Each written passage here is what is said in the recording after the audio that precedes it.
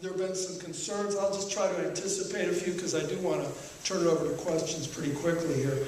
You know, I'm aware of some concerns, and I know that where things were with bargaining, things were going slowly along, and my understanding is that and Ann has been very good about briefing me, and we've talked a lot, but there's a lot to catch up on, but I'm getting there.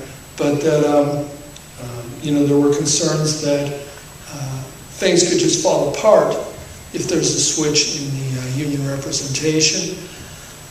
I have to tell you, things could just fall apart anyway if the parties chose to do that.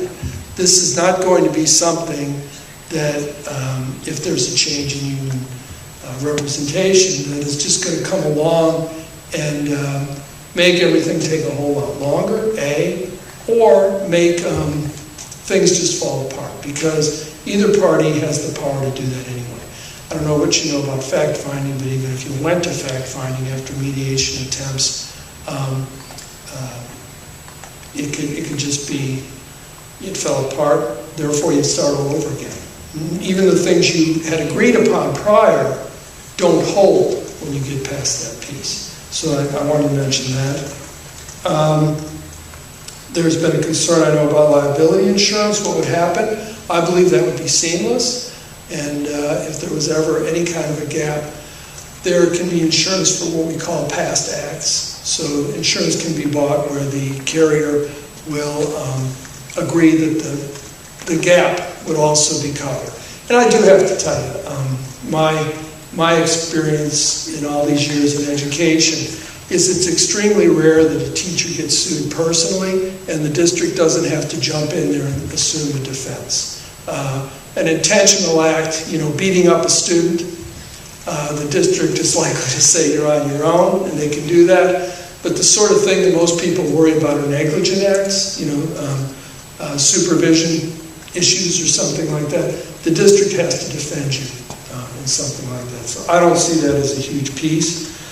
You know, I know there were other questions about what if the board just decides to dig their feet in. They've got a new union and they don't want to help. They don't want to be cooperative.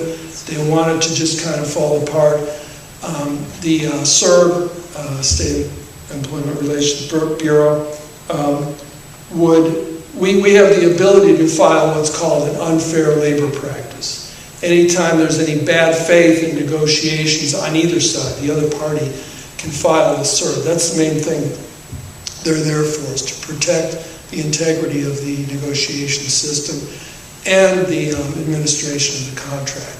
So it's not like, it's not as if the board could just decide to take total advantage of the situation. Say, oh, we got some new people in here, we're not even going to bother with that. Can't be done, okay?